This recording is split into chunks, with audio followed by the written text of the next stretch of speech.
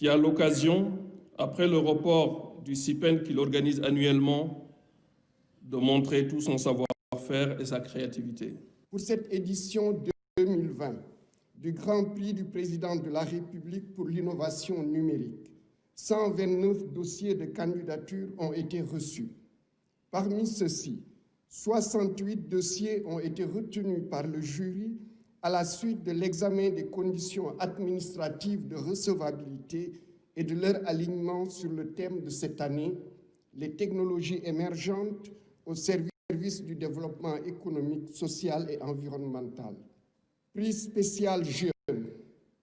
Mademoiselle Awa Ndiaye, Start-up Ndjourel, âge 23 ans.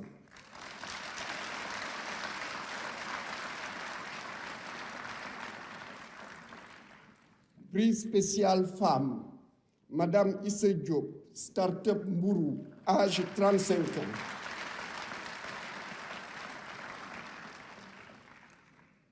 Maintenant, le lauréat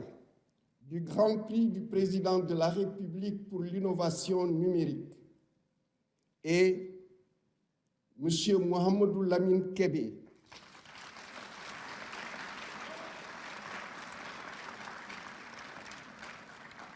M. Mohamedou Lamine Kébé de la start-up Tolbi, âge 24 ans.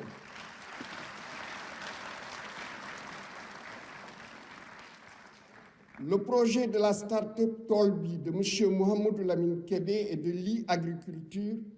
utilisant l'Internet des objets, l'intelligence artificielle, des capteurs électroniques et des images satellitaires pour une gestion intelligente et parcimonieuse de l'eau. Voilà, mesdames et messieurs, c'est Rufisquois. Nous avons l'honneur et le plus grand plaisir d'être là, donc dans le forum du numérique organisé en tout cas par les passionnés du numérique. Tey jii nag comme ni ñu koy waxee yaakaar naa ne bu ñu ko fi fekkee rek dañ ko fekk ci wàllam muy le maire Abdou Karim Mbengue un Rufisquois nga xamante ne fépp foo xamante ne domaine am dañ ko ci woo rek mu ngi teew président ñoo ngi lay kontaanee am mbégte kontaante tey jii ànd ak yow. fii nga xamante ne mooy centre conférence bu Abdou Diouf TV forum bi. maa ngi lay fay Diédhiou di la nuyu bu baax di nuyu waa Samy TV yëpp am mbégte vraiment gis la fii bala may sore sax dama lay encourager yow ak waa Samy TV yëpp pour li ngeen di def si vraiment jotal xibaar ak bu mu munti doon waa Tëngéej et en live donc loolu dañ la si encourager di la féliciter donc gis nañ ne aussi. Événement bu mag bi ñu am fii tey nga xam ne toute la presse nationale dañ fi nekk pour couvrir ko yow nga ñëw donc vraiment fierté rufisquoise nga donc effectivement tey nag deuxième édition forum du numérique nañ doon assister te président de la République son excellence Macky Sall daal di ko présider ibbi ko mu am donc coppite ren innovation ndax si deuxième édition bi dañu créer état bi dafa créer ay prix grand prix du chef de l'État pour l'innovation numérique ñu jagleel ko donc ñetti xale yi start-up ay entreprises si xarale yu bees yi donc loolu mooy coppite bi ci des aussi mooy ñaari fan yoo xamante ne si wàllu xarale yu bees yi si wàllu stratégie numérique bi nga xamante ne mooy tëralin bi état bi tëral si wàllu woowu wàllu digital dina am ñaari jours yoo xamante ne gannaaw ibbite gi léegi ñu def nii dinañ si waxtaanee yu bare thème bi nag ñu jagleel ko pandémie Covid-19 lan la si digital def mu am ay jéego yu bare effectivement yu ñu si def mu aussi am réflexion boo xamante ne dañ koy poursuivre pour que vraiment ñu gis si ay plan d'action ay solutions donc oui forum bu mag la donc man li ma fi indi tey wàllu professionnel la effectivement puisque ku ne xam na ne Sonatel Orange mooy opérateur historique des télécoms donc boo déggee wàllu télécom wala wàllu numérique wala wàllu digital opérateur Sonatel mooy opérateur bi nga xamante ne moo si jiitu gannaaw loolu aussi Sonatel Orange nekk partenaire u forum bi ak ministère de l'économie numérique moo tax ñu am fii stand di fi exposer ay technologies yu bees lu mel ni 5G par exemple boo duggee di nga gis ci stand bi di nga gis ay expérimentation 5G ni muy indi ci technologie yi ak li nga xamante ne ay coppite la par rapport ak 4G bi donc loolu moo ñu indi fii tey. waaw tey ji li nga xamante ne moom mooy forum bi donc ñu indi ci ay innovation yu bëree bëri ndax yaakaar nga ne mu am njeexital ci li nga xamante ne mooy fànn yi nga xamante ne tey jii moo waral woote bi mooy numérique bi ndax ëllëgam surtout ak Covid bi ndax dina am ay coppite yuñ ciy xaar yu bëree bëri. waaw am na ay coppite d'ailleurs xaaruñu forum bi xam nga Covid bi mu ñëwee. am na ay gëstu yu bare yoo xamante ne secteur u santé daf ko solliciter waa numérique parce que numérique li mu mën a indi ci gëstu mooy développer ay application yoo xamante ne di nga mën a gëstu maladie bi par exemple fan lan moo koy indi ci yan zone la nekk par exemple booy géolocaliser les foyers yi nga xamante ne am na Covid am na aussi yeneen i application yoo xamante ne ci produits phytosanitaires yi par exemple la jëm gis nga ne xale yu bari yi nekk université école polytechnique wala yeneen i start-up liggéey nañu ci ay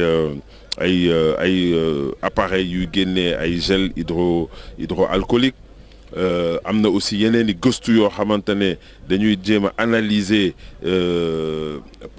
évolution maladie bi courbe yi et cetera pour modéliser un peu niveau pic bi et cetera donc effectivement am na ay soppite yu bare yoo xamante ne laata forum bi xarale yu bees yi indi na ko mais forum bi aussi occasion la pour experts yooyu yëpp initiative yooyu ñu toog ci ay panel pour daal di systématiser loolu yëpp daal di jéem a tënk ay plan d'action yoo xamante ne gannaaw état bi moo yore politique bi aussi état bi à travers le ministère de l'économie numérique daal di jébbal ay recommandations état bi jébbal recommandation surtout ministère de la santé bi nga xamante ne moom moo war a mettre en œuvre mbir yi. tey jii yow mi nga xamante ne gannaaw bu ñu jógee ci li nga xamante ne mooy sa cadre professionnel ndax mën nañ xaarandi forum yu mel nii fii ci Tëngéej nga xamante ne fa nga bawoo nga xamante ne yaa ngi fay bay sa waar bu baax a baax donc ñu xaarandi fi yu mel nii. waaw absolument d'ailleurs occasion la fekkewuma ko mais ma profiter ci Samy pour présenter sama excuse ndax gis nañu initiative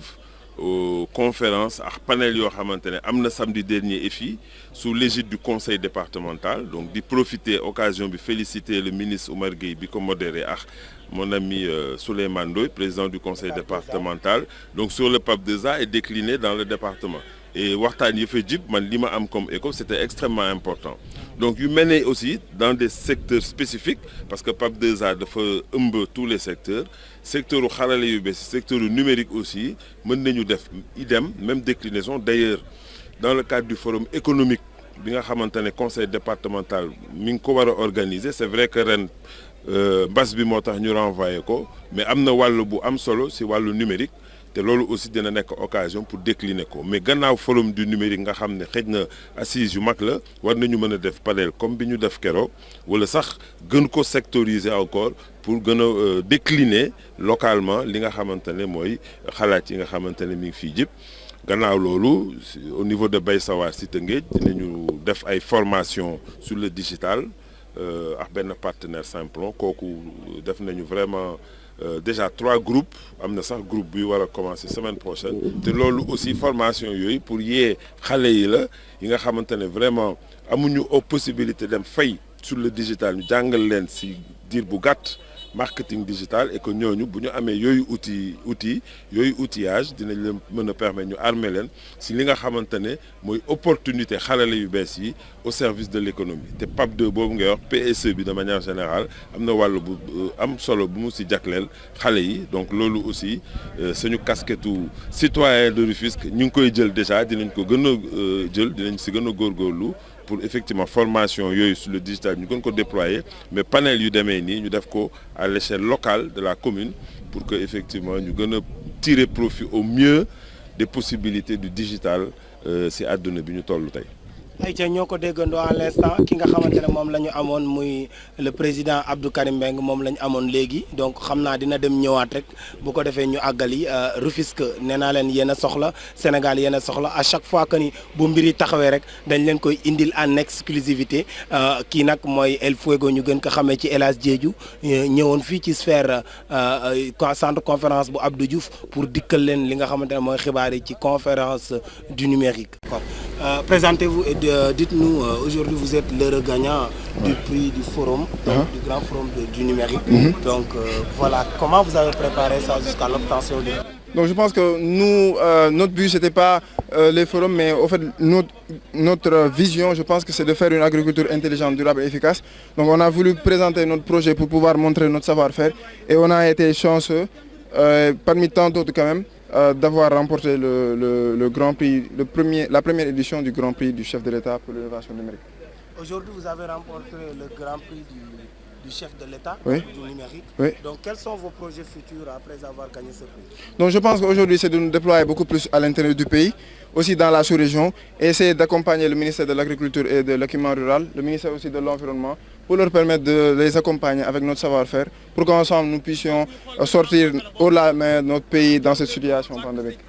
Merci beaucoup. Merci beaucoup. C'est un des collaborateurs du ministre de l'économie numérique et des télécommunications, M. Yankoba Diatara. Aujourd'hui, on est venu assister au Forum du numérique, qui est un thème d'actualité. Aujourd'hui, on est à l'ère du numérique et le Sénégal veut atteindre sa souveraineté numérique. Et c'est le vœu du président de la République qui est une vision qu'il partage avec les Sénégalais. Donc ce forum est d'une haute portée pour un Sénégal émergent. Donc le président de la République, nous le remercions d'avoir bien voulu venir présider l'ouverture de ce forum. D'accord. Aujourd'hui, ce forum a été l'objet d'un concours. Donc, et qu'il est sanctionné aujourd'hui par un prix du chef de l'État. Quelle appréciation faites-vous par rapport à... Nous le saluons à sa juste valeur du fait qu'aujourd'hui, il faut motiver les jeunes qui sont dans le numérique, dans le secteur du numérique, à faire des innovations pour le développement du pays. Parce qu'aujourd'hui, à l'ère du numérique, cela facilite notre cadre de vie à tous les niveaux, dans tous les domaines. Vous avez entendu tout à l'heure le président dire qu'il voudrait que celui qui a remporté le prix du chef de l'État a pensé à avoir un système de surveillance des champs dans le domaine de l'agriculture pour vraiment être beaucoup plus efficace et efficient dans le domaine de l'agriculture. Donc ça, c'est des innovations majeures. Donc aussi, vous entendez aussi le président dire qu'il faut cesser de faire des cadeaux dans votre domaine d'expertise dans le domaine numérique. Il faut maintenant commercialiser. Et cela peut pousser les jeunes à une création d'emplois. Vu qu'aujourd'hui, nous vivons une situation très difficile avec l'immigration clandestine, le secteur du numérique pourrait être un secteur porteur de projets, porteur d'emplois pour vraiment aider les jeunes à sortir de cette situation. Merci, je vous en prie. Mesdames et messieurs, chers Rufisquois, nous avons l'honneur et le plus grand plaisir d'être en tout cas au Forum international du numérique qui se passe actuellement à Diamniadio. mbokk yi xarit yi comme ni ñu koy defee saa su ne nee naa leen à chaque fois que besoin se fait sentir ñun ñi nga xamante ne ñun ñooy la télé du département de Rufisque li ko dalee Tëngéej ba ci 4C yi duñu leen bàyyi dara rawatina fu doomi Tëngéej nekk. Tey nag nous avons l'honneur et le plus grand plaisir d'aller à la rencontre de Rufisquois, mais aussi experts dans un domaine bien déterminé. Tey nag dinañ leen indil loo xamante ne lu bees tàq la ak une exclusivité parce que comme ni ñu leen koy waxee notre mission est de vous servir, surtout allant dans le sens di leen won compétence doomu Tëngéej ji. Tey nag ñu am mbégte kontaante dalal ki nga xamante ne doomu Tëngéej la du ma leen wax ki mu doon ndax loo xam-xam Massamba gën laa xam boppam dama koy bàyyi rek mu présenté wu laata ñoo ñëw ci li nga xamante ne laaj yu ñu jëmale ci jëmm jooju grand ñoo ngi lay siyaar di la kontaan. ñu ngi leen di sant yéen tamit di leen gërëm ci seen teewaay fii ci salon du numérique tey le 26 novembre 2020 au CICAD de Diamniadio man nag sama tur maa ngi tudd Pape Mbaye Diack, je suis le directeur de l'économie numérique. ñu ngi leen di sant ci seen teewaay fii. WARIG c'est West African Russian Industrial Group, c'est en quelque sorte la Russie. C'est une vitrine de la Russie au Sénégal. dégg ngeen ko directeur en tout cas d'une entreprise mu wax ko aussi tamit Russie li nga xamante ne moom la représenté ci Sénégal dans le monde du numérique. grand dama bëgg rek nga wax ak Rufisquois yi wax leen fan nga dëkkoon ci Tëngéej laata ñoo ñëw ci forum du numérique bi parce que Tëngéej géej nañ la gis Tëngéej yàkkamti na di découvrir ay doomam fi mu nekk rawatina ñi nga xamante ne dañoo nekk ci fànn woo xamante ne dina mën a jëriñ Tëngéej. tey jii ndax mën nga ñoo wax kañ nga gëj Tëngéej ak fan nga dëkkoon ci Tëngéej ak li nga xamante ne ay souvenir la yoo xamante ne gardé nga ko pour Rufisque. waaw pour commencer man maa ngi jàngee école Mbay Ndiir fa laa jàngee bi ma jugee Mbay Ndiir après ma dem école Ibra Seck ci laa jugee foofu dem école Momar Sène Wali école Momar Sène Wali ma dem lycée Abdoulaye Sadji maa ngi fa jugee 1995 laa génn Abdoulaye Sadji ma dem université bu Saint-Louis fa laa doon jànge donc je suis revenu entre temps am na ay business yu ma doon def mais tout de même je réside toujours à Rufisque toujours laa dëkk fa laa dëkk ba léegi. grand Rufisque nga dëkk ba léegi. waaw man Rufisque laa dëkk ba léegi. mais grand ñun Rufisque nga dëkk mais grand man Rufisque tey jii loolu yaakaar naa dinañ ci gën a ñëw fan ci Rufisque nga dëkk ba léegi. waaw man maa ngi dëkk Gendel xam nga aussi tamit dama bëggoon c'est l'occasion peut-être de préciser xam nga dëkk Tëngéej di nga ma bëgg a wax ne ma yow moom yaa ngi dëkk Tëngéej ba pare te gisuñu leen loo xamante ne.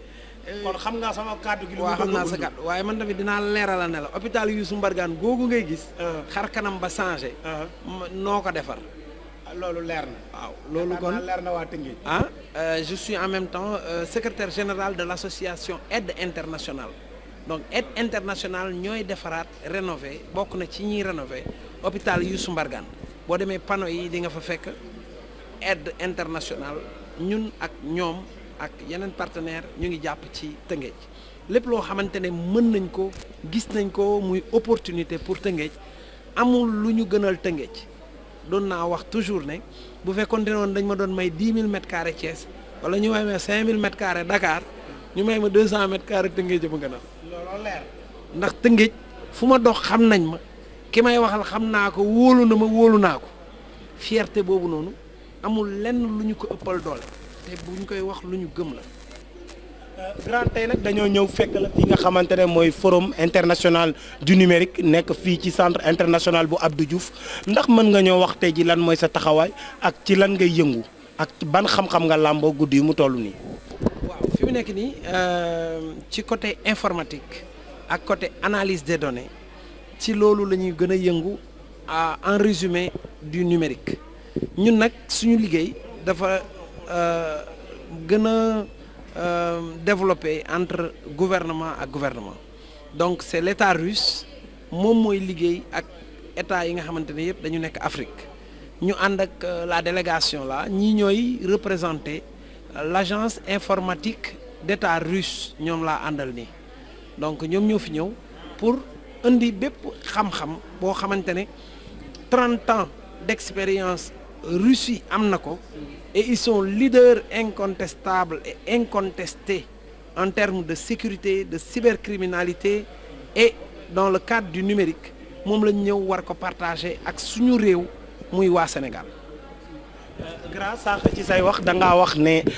déjà da ngay yëngu ci wàllu numérique tey jii xam naa ne directeur nga quelque part et dama jàpp ne loolu du man maa koy wax Rufisquois du man maa koy wax sénégalais waaye dama bëgg rek nga wax leen actuellement ban fonction ngay occuper ci entreprise nga xamante ne moom nga nekk. Bon, actuellement je suis le directeur de l'économie numérique je suis ici avec des experts clés il s'appelle Oleg c'est expert consultant la keneen ki Ilia c'est le directeur de l'Afrique de l'Ouest ak chef marketing bu Tech Global. Tech Global la tour là la grande tour que vous voyez ici c'est ça Tech Global. C'est la plus grande tour bi am Russie et ils sont très forts ils sont reconnus. Ils travaillent avec plus de 140 pays dans le monde et coopèrent avec plus de 70 fournisseurs. Grand tey jii dama gis ne vous avez parlé par exemple de la solution d'affaires dans l'écosystème des géoservices. De la solution d'affaires dans l'écosystème des géoservices. Est-ce que vous pouvez nous expliquer ce que cela voudrait dire? C'est-à-dire léegi xam nga xar kanamu àdduna dafay dem di tegu ci numérique képp koo xamante ne bàyyi na la gannaaw da nga ko day yàgg rek waaye da nga ut noo ko daboo te ba muy teel nga teel cee dugg ba lu ne nga war caa mën a jariñoo loolu mooy objectif bi donc ñun ñu ngi ci dans plusieurs domaines ñu ngi dans l'investissement ça c'est le premier point Comment vous êtes dans l'investissement? Est-ce que vous pouvez revenir, par exemple, pour nous expliquer comment vous vous attelez dans le domaine de l'investissement? C'est-à-dire, aujourd'hui, le plus grand problème des États, mën nañu am ay projet bu ñu amee projet dañuy xool naka la ñuy def ba projet boobu ñu réaliser ko te xaalis mooy réaliser. Avec cette pandémie Covid-19 donc problème économique yi dafa gën a bari. C'est l'occasion avec les États ñu xam ne la Russie est là, Tech Global est là, Warig est là comme centre régional de coopération. On vient, il y a un projet qui est fiable, il y a un projet qui a une garantie. Ñu financer le projet. Projet bi chaque coût de projet peut aller jusqu'à 100 millions d'euros. Mun nañ ko financer. Maintenant loolu mooy premier aspect bi. Deuxième aspect bi mooy ce qu'on appelle la souveraineté. Mooy moom sa bopp. Nit mënoo wax ne da nga moom sa bopp fekk ne wàll ci yow yoroo ko wala wàll ci yow contrôlé woo ko kon kenn du mën a wax man maa moom sa bopp. C'est ça ce qu'on appelle la souveraineté numérique. Donc ñun dañu bokk ci ñi nga xamante ne dañuy xeex nit ñu am monopole lépp loo xamante ne ñu ngi koy jox nit ñi mu war leen tax népp nu ñu war a doxalee duñ ci am sikki wala sàkk wala ki ñu koy doxalanteel du ci am benn contrôle wala benn aperçu. Loolu mooy côté partie souveraineté numérique. Donc on travaille aussi yooyu yeneen domaine la. Domaine yi bari na lépp loo xamante ne réew daal dina ko def transfert de compétence boobu mooy suñu liggéey tey mais li ñu fi indi ci cadre forum bi c'est le transfert de compétences dans le volet numérique. Le transfert de compétences dans le volet numérique. Mais tout à l'heure je vous ai posé la question à savoir comment West Africa Region peut exercer dans le domaine de l'écosystème et des géoservices. Voilà, c'est ce que je viens de dire. C'est-à-dire West African Russian Industrial Group, c'est le nom Warig, est représentant de Tech Global. Nous, notre rôle, c'est de faciliter, de coordonner, de dérouler le projet que les États ont avec le bailleur qui peut être la Russie, ou bien qui va être la Russie. Donc, loolu mooy suñu liggéey. Boo gisee cadre coopération yu bari, parfois du dem wala bu fekkente ne day dem tamit. Nit ñi duñu xam fi ñu jëm wala nit ki bu ñu ko defaree ba pare mu ne xaw ma li mu bëgg ñun Warig c'est une société sénégalo-russe donc ñun ay sénégalais lañ nous sommes aussi des patriotes am na lu bari loo xamante ne bu ñu ko Russie di indil sénégalais buy wax ak sénégalais bokkul ak sénégalais buy wax ak chinois kii li muy wax ak kële li muy wax mun na bañ nekk benn wala sénégalais buy wax ak russe directement mun na am incompréhension wala yu mel noonu mais tey bi nga ñëwee fii ci stand bi. Boo gisee bu ma la dalalee accueil bi ak ni ñuy déggante man ak yow nga wax jox ma wax jox la day wute ak bu fekkonte ne woon da nga fi fekk ay russe kese loolu dafa bokk ci benn pàcc ñaareel ba pour percer aussi le marché parce que dafa am relation de confiance boo xamante ne nit balaa ngay liggéey ak moom da nga koy wóolu côté aussi législation côté droit dafa am ay dëkk noo xamante ne ay charte yu ñuy tegu pour di liggéey donc dafa bari pàcc yoo xamante ne mën nañ ci wax. Pour nga mën a xam ne Warig aujourd'hui bu ñu xamee lan mooy posture Warig ci la ñuy xam ne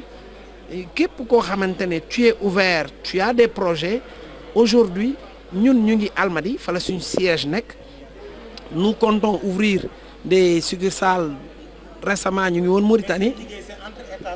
non c'est B2B business to business am na aussi G2G mooy government to government gouvernement et affaire képp koo xamante ne nag mën na sànq ba léegi yaa ngi start-up yi ñu ngi ñëw porteur d'idées yi ñi am projet ñu ngi ñëw bu ñu ñëwee ñu waxtaan dinañuy déggoo ñu xam ne kii projet bi sénégalais yi aussi ñu ngi ñaan ñëpp kenn ku ci nekk mu xam ne àdduna ñu ngi koy tënkee ci ay projet nit lu mu gëmul mënul fexe ba nit gëm ko nit ñi ñu ngi leen di ñaan kenn ku ci nekk na nga gën a gëm sa bopp te xam ne li yàlla def ci ki réussir moom la def ci yow. D'accord grand sànq da nga wax loo xamante ne lu am solo la nga ne am na ay gouvernement yi nga xamante ne projet entre gouvernement waaye am na tamit ces projets yoo xam ne B2B la tey jii ndax par exemple un jeune porteur de projet parce que ku ci nekk tamit fa nga jóge fa ngay joxe exemple par exemple à Rufisque nous savons que les jeunes sont des passionnés du numérique am na ñoo xamante ne peut-être ils sont même dans le domaine de la formation ndax ñooñu noonu par exemple s'ils sont des porteurs de projet est-ce que tey jii bu ñu seet si woon ñi nga xamante ne ñooy West Africa Region ndax tey jii global ndax ñoom mën nañ leen accompagner ak nan lañ leen di accompagner. waxuma non seulement sax ñu accompagner leen ci seen projet boobu sax dafa ndaw waaye kenn ku ci am projet sax pour que projet bi ñu tekk ci portabilité pour que ñu mën ko exécuter war ko mën a jaay foofu sax daf ko dépassé rien que nga am sa idée mu doon projet boo xamante ne wóor nañ ne c'est un projet vendable c'est un projet crédible ñu teg la ci portabilité xool projet bi nan lañ ko mën a déployer exécuter ko jaay ko dafa dépassé cadre ñu ñëw sax di investir waaw. tey jii par exemple nous savons tous que comme sànq yaa ngi koy wax nous sommes à l'ère du numérique la communication est devenue incontournable ndax tey jii par exemple à Rufisque jeunes yëpp bu ñu dajaloo woon wala quelques jeunes am un projet allant dans le cadre du numérique nan la ñuy def puisque tey jii tamit ku ci nekk fa nga dëkk ka nga am moom ngay tiitaroo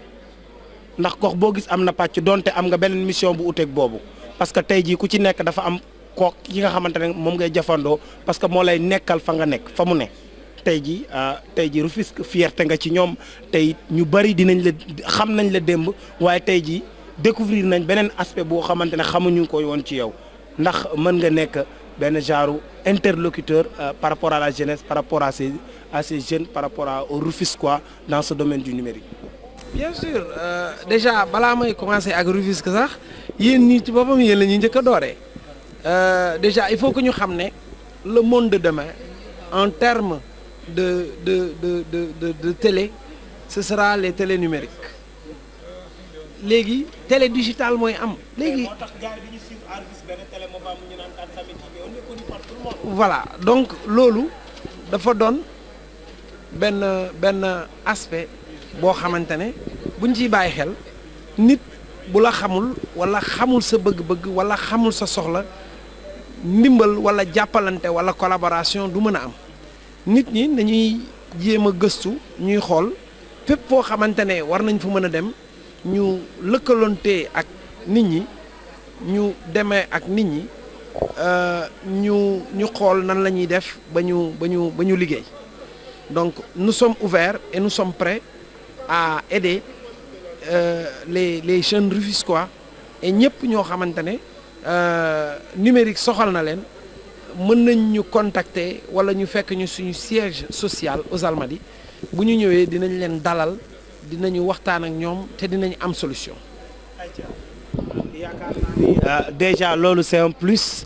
ñëpp a ko déggandoo donc un Rufisquois une fierté nationale et internationale un directeur du numérique donc qui est un Rufisquois déjà loolu c'est un plus pour les Rufisquois ñuy wax ne l'appel est lancé et je pense que ni certainement Rufisquois yëpp tey jii di fu waay mën a nekk ak ku mu mënti doon dina kontaan parce que lii tey fierté la ñu gis doomu Tëngéej boo xamante ne ay at géjoon nañ ko gis mu nekk au service de son pays au service de la population sénégalaise au niveau national et international ñu am ko en exclusivité sur Samy TV parce que nee naa leen c'est la télé du département amul benn kilifa bu yeewoo Tëngéej boo xamante ne abonné wul à travers Samy TV via notre émission leader muy émission le leadership te xam nañ ne dinañ la invité nga ñëw ci suñuy plateau parce que Tëngéej lii la bëgg ay doomam ñu leen di fësal di leen wone et c'est un plaisir encore une fois merci beaucoup pour l'accueil que vous nous avez réservé merci beaucoup à notre frère aussi mi nga xamante ne moo ñu faciliter ba tey ji ñu mën la gis mën la xam bay jokkoo ak yow et je pense que la collaboration va continuer parce que quand c'est Rufisque donc c'est devenu quelque chose de global pour toute la population rufisquoise. Donc on va aussi remercier notre groupe, on va les appeler, on va les prendre ensemble en image. Please come on. Donc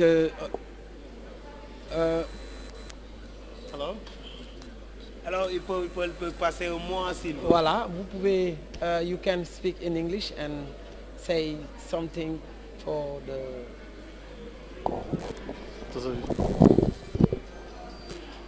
Hello, our friends.